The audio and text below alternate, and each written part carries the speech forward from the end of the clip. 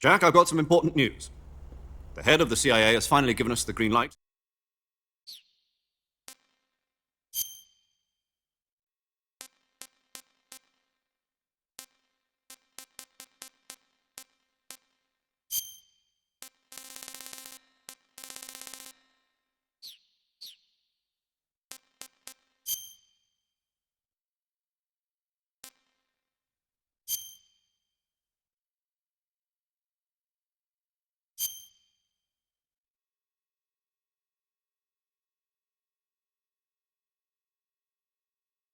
After the end of World War II, the world was split into two, East and West.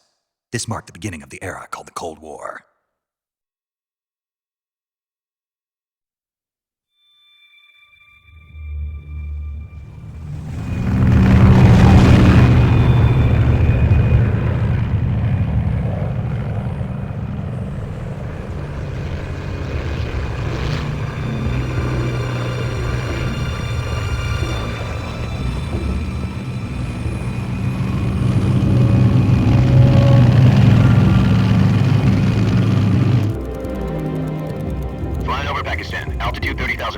Approaching Soviet airspace. 20 minutes to drop off. Commencing internal depressurization. Equipment check. Arm main parachute. All right, you ready to go? Drop zone still showing a high pressure mass. Cap okay. Good, we've got high visibility.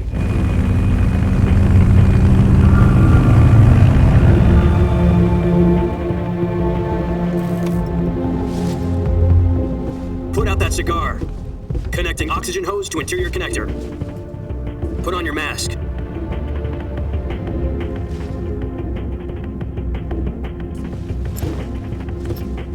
Does this panty waste know what he's doing? Approaching release point.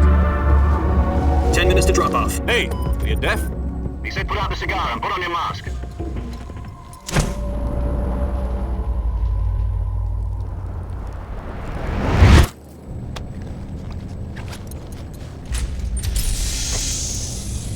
Depressurization complete.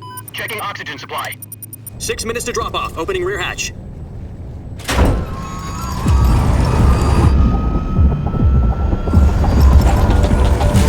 Sunrise.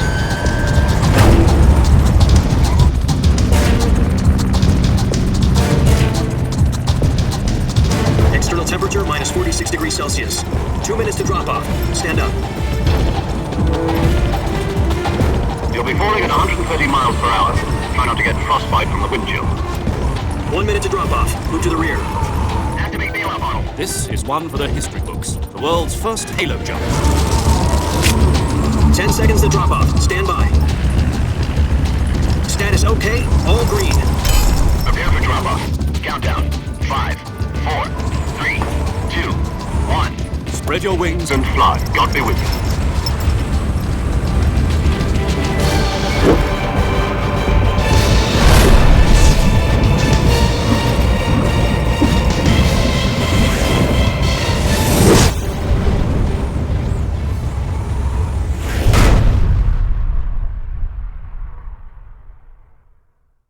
Jack, I've got some important news. The head of the CIA has finally given us the green light for the virtuous mission. Virtual mission? No, the virtuous mission. The future of our Fox unit depends on it. If If it succeeds, we'll be officially organized into a unit. Virtuous mission. Sounds like some kind of initiation ritual. You know, don't get cocky, this isn't a training op. Right. So what exactly is this wonderful mission? Well, about 2 years ago, a certain Soviet scientist requested asylum in the West through one of our moles. His name is Nikolai Stepanovich Sokolov. He's head of the OKB-754 Design Bureau, one of the Soviets' top-secret weapon research facilities, and the East's foremost expert on weapons development. Sokolov? Isn't he that famous rocket scientist? The very same. On April the 12th, 1961, the Soviets achieved the first manned spaceflight in history. The Earth was blue, but there was no God. Well spoken. The rocket that carried Yuri Gagarin to orbit was the A-1, known as the Vostok rocket. Sokolov is said to be the man most responsible for the multi-engine cluster used in that rocket. After Gagarin's flight, Sokolov left rocket development to become the head of the newly established Design Bureau. From a lowly technician to head of a design bureau, that's quite a success story, so why do you want to defect? It seems he'd become afraid of his own creations. Afraid? Call it a crisis of conscience. And for that, he left his country and his family behind and went over the fence? Not exactly. One of his conditions was that his family was also to be taken safely to the West. We used a mole to get the family out first, and succeeded in sneaking Sokolov over the Berlin Wall shortly afterwards. I was the one who conducted the operation. The security on the eastern side was still full of holes back then. Then what? We got Sokolov over in one piece, but the whole ordeal had left him exhausted, and we checked him into a hospital in West Berlin. It took him 2 weeks and more than 600 miles to get from the research facility in the Soviet Union to Berlin. He was in no condition to say anything coherent. And it was only a week later that we had something much bigger on our hands. The Cuban Missile Crisis. October the 16th, 1962, President Kennedy received word that the Soviets were in the process of deploying intermediate-range ballistic missiles in Cuba. The President demanded that the Soviets dismantle and remove the missiles. At the same time, he announced a naval blockade to prevent further missile shipments from reaching Cuba. But the Soviets didn't back down, instead placing their armed forces on secondary alert. Soviet transport ships carrying missiles continued on course towards Cuba. US and Soviet forces went on alert for an all-out nuclear war. Frantic negotiations were conducted through the UN's Emergency Security Council and unofficial channels to end the hair-trigger standoff. Finally, on October the 28th, the Soviet Union agreed to remove its missiles from Cuba, and so the world avoided a nuclear holocaust. But in order to get the Soviets to pull their missiles out, we had to make a deal. You mean the one where the US agreed to remove its IRBMs from Turkey? No. The Jupiter IRBMs deployed in Turkey were obsolete, and we were going to get rid of them anyway. They had no strategic value whatsoever to either the US or the Russians. The Turkey deal was a ruse, a cover story that was fed to the other intelligence agencies around the world. So what did the Russians really want? Sokolov. They wanted us to return Sokolov. You mean the Soviets pulled out of Cuba just to get their hands on Sokolov? That's right. What the hell was he working on? At the time, we had no idea. We were running out of time. It was either give up Sokolov or risk full-scale nuclear war. In the end, we had no choice. President Kennedy gave in to Khrushchev's demand. The next day, I got Sokolov out of the hospital, handed him over to agents on the eastern side. Sokolov kept on screaming, "Save me," until he disappeared from my sight. Then a month ago, we received some new information from one of our moles. About Sokolov? Yes. He was taken back to the research facility and forced to continue working on the weapon in question under KGB supervision. What's more, it's on the verge of completion. So what kind of weapon is it? Something to do with space rockets? No, missiles. Same technology. I guess you're right. We don't know the details, but it appears to be a new kind of nuclear device. For half a year now, the Soviets have been conducting frequent nuclear tests at Semipalatinsk. Something to do with the weapon, I assume. We're talking about a secret weapon so big that Khrushchev was ready to pull out of Cuba to get it back. Is Sokolov still in the facility? No. According to our intelligence, he's in Selinoyarsk, a place in the mountains about 3 miles to the west that's known as the Virgin Cliffs. The Virgin Cliffs. Nice name for a virtuous mission. They moved him there just recently. Why? Apparently, they're conducting a field test of the weapon, but it's our best chance to get him back. This mission would never have been possible if he was still in the research facility. This is our last chance. Sokolov must have known that too when he contacted us.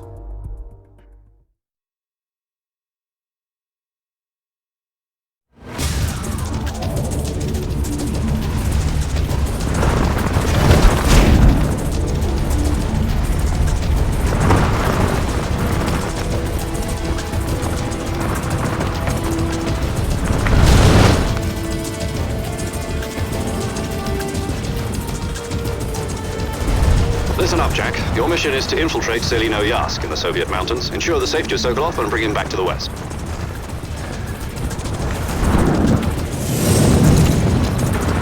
we don't get Sokolov back before that weapon is complete, we'll be facing a major crisis. The clock is ticking.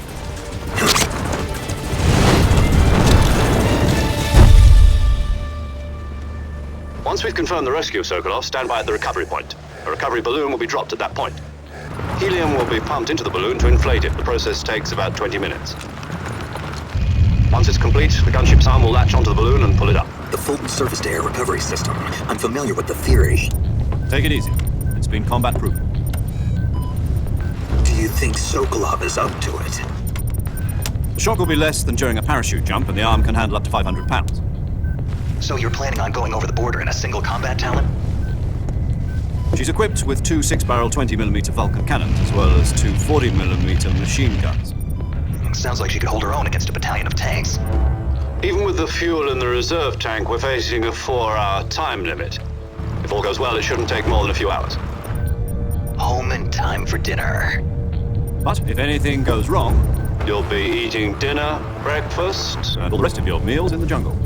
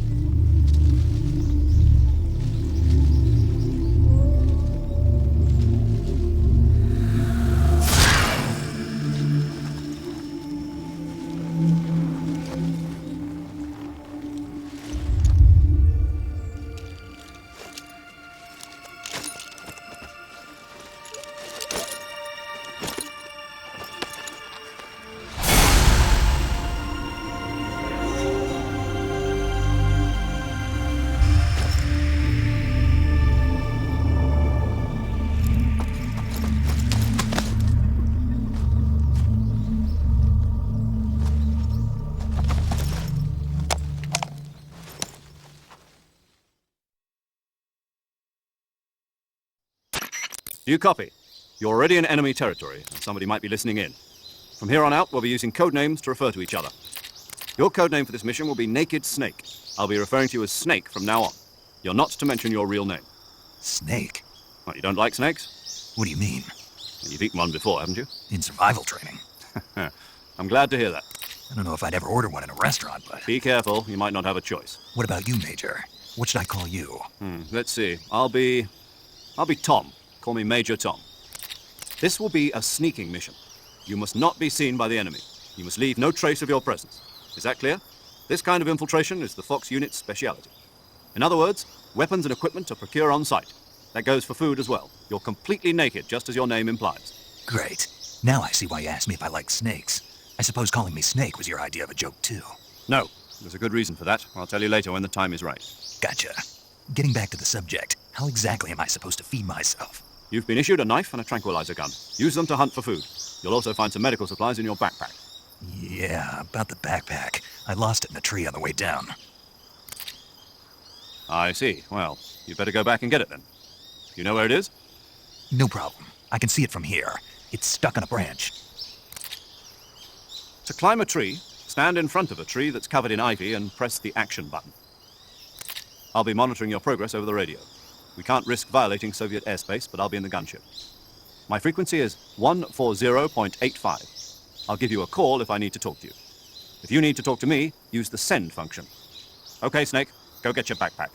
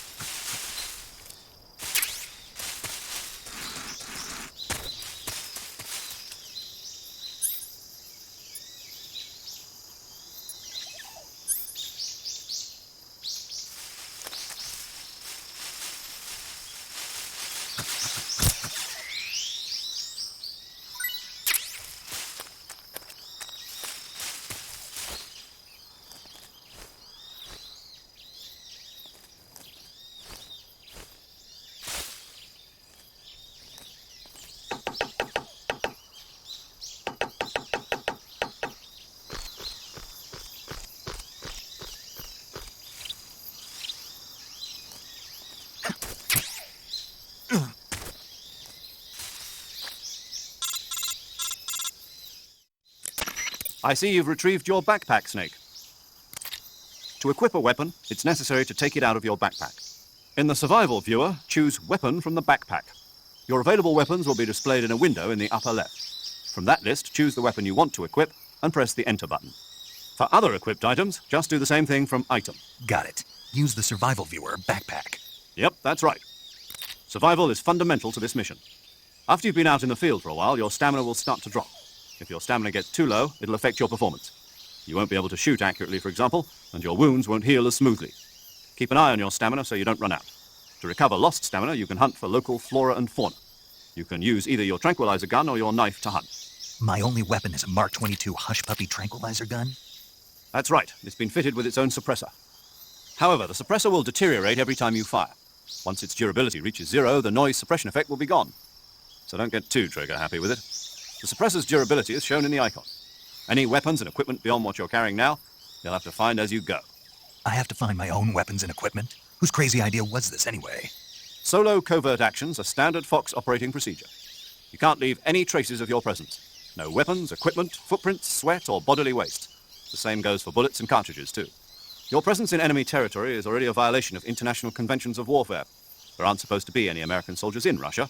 It could spark an international incident. You can't let anyone see you.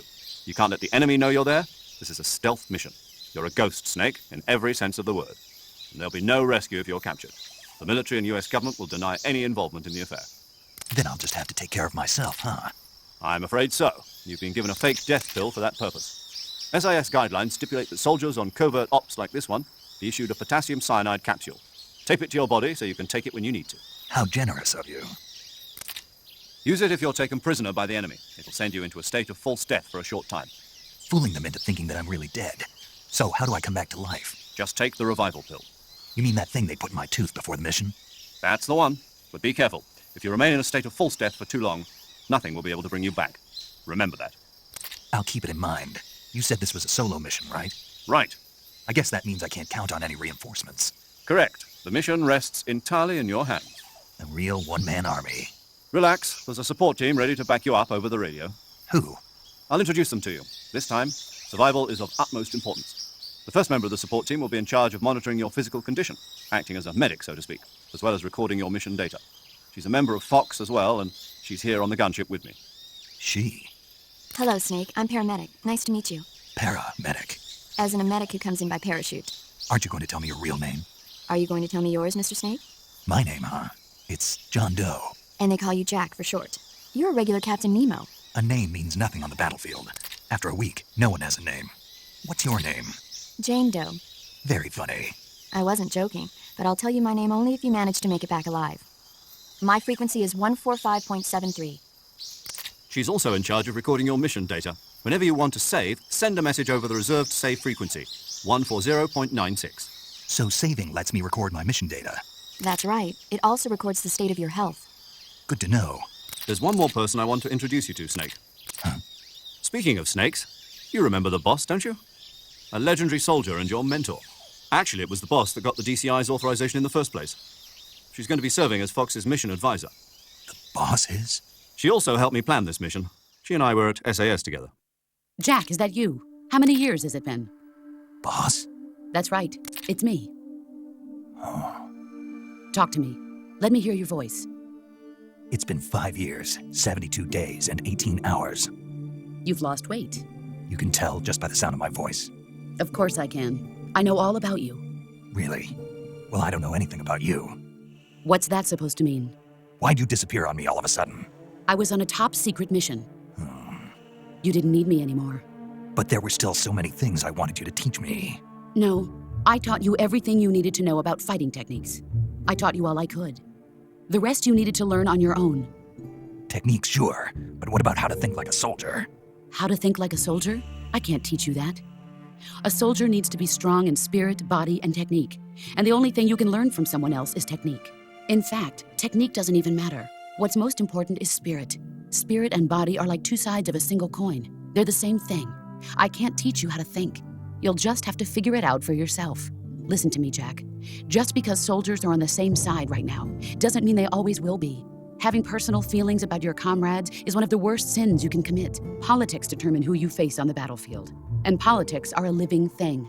They change along with the times. Yesterday's good might be tomorrow's evil. Is that why you abandoned me? No, it had nothing to do with you. I already told you, Jack. I was on a top-secret mission. A soldier has to follow whatever orders he's given. It's not his place to question why. But you're looking for a reason to fight. You're a natural-born fighter, but you're not quite a soldier. A soldier is a political tool, nothing more. That's doubly true if he's a career soldier. Right and wrong have no place in his mission. He has no enemies and no friends. Only the mission. You follow the orders you're given. That's what being a soldier is. I do whatever I have to get the job done. I don't think about politics. That's not the same thing. Sooner or later, your conscience is going to bother you. In the end, you have to choose whether you're going to live as a soldier or just another man with a gun. There's a saying in the Orient, loyalty to the end. Do you know what it means? Being patriotic. It means devoting yourself to your country. I follow the president and the top brass. I'm ready to die for them if necessary. The president and the top brass won't be there forever. Once their terms are up, others will take their place. I follow the will of the leader, no matter who's in charge. People aren't the ones who dictate the missions. Then who does? The times. People's values change over time, and so do the leaders of a country. So there's no such thing as an enemy in absolute terms. The enemies we fight are only enemies in relative terms, constantly changing with the times. As long as we have loyalty to the end, there's no point in believing in anything, even in those we love. And that's the way a soldier's supposed to think? The only thing we can believe in with absolute certainty is the mission, Jack. All right, but do me a favor. What is it? Call me Snake. Snake? Oh, right. Your codename is Snake. It suits you well. That's right. The legendary unit that the boss put together during World War II was a snake. The Cobra unit, a group of heroes that brought the war to an end and saved the world. As long as you've got a legendary hero backing you up, you'll be fine. Isn't that right, Snake? Yeah, I can't think of anyone else I'd rather have with me. Oh, and one more thing, boss. Yes? It's good to hear your voice again. Same here. After all, who knows if either of us will make it out alive? Snake, you are always best at urban warfare and infiltrating buildings. But this is the jungle. Survival is going to be key. Those CQC techniques I taught you are sure to come in handy. CQC? Close quarters combat, huh? I've been in the Green Berets for the past few years. I'm probably pretty rusty. Not to worry. I'll be here to help you remember. After all, this is your first actual survival mission. I'll be supporting you over the radio. Where are you, boss? Next to the Major? The boss is communicating with us by radio from aboard a Permit-class submarine in the Arctic Ocean. My frequency is 141.80. Call me if you need my advice on battle techniques. Gotcha. Your mission is to retrieve Dr. Sokolov. Dr. Sokolov is being held in an abandoned factory located to the north of your current position. Avoid heavy combat and don't let anyone see you. Don't forget that this is a stealth mission.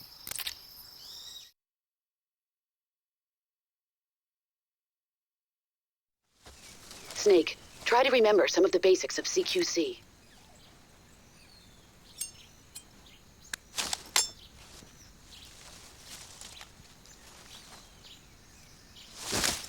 Commencing virtuous mission now.